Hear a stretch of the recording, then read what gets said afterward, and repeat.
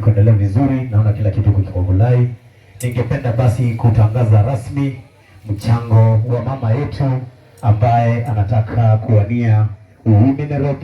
Kwa majina yake tunaenda kama Evelyn Ukwi wa Masaja.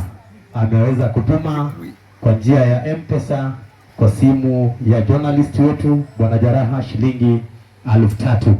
So asante sana kwa huo mchango, pigieni yeye makofi kwa mwakilishi wake ili atamrejeshea ripoti, na hata naona anachukua clip hii inatangaza na inarekodiwa, si uongo. Ameweza kutuma shilingi 3,100 zimeingia kwa hifadhi, anafuadia wino, alafu tunasema mambo yanaenda vulai. Ukirejea ama ukipata nafasi mpigie simu, mwambie asante sana kwa mchango wake.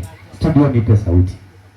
Msimu wenzangu, nadhani tunaendelea mzuri na michango zinaendelea zikiingia hapa waheshimiwa kutoka sehemu mbalimbali. Mwanzo tulikuwa na mchango wa Patrick Ataro, sasa hizi tumepata ya Osia.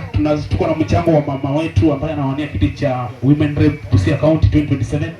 Mama Evelyn Ikui, nadhani amejipanga na anasema atatembea na sisi.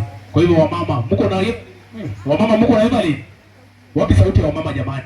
Mko na Evelyn Ikui? Anataka Women Rep Busia 2027. Kwa hivyo sasa hizi anajaribu kufyeka barabara tu, mambo inakuwa sawa. Na sisi tuliwaambia mwanzo kwamba tunataka mtu wa kusema na kutenda. Si ni kweli? Nadhani this lady anafanya kazi nzuri.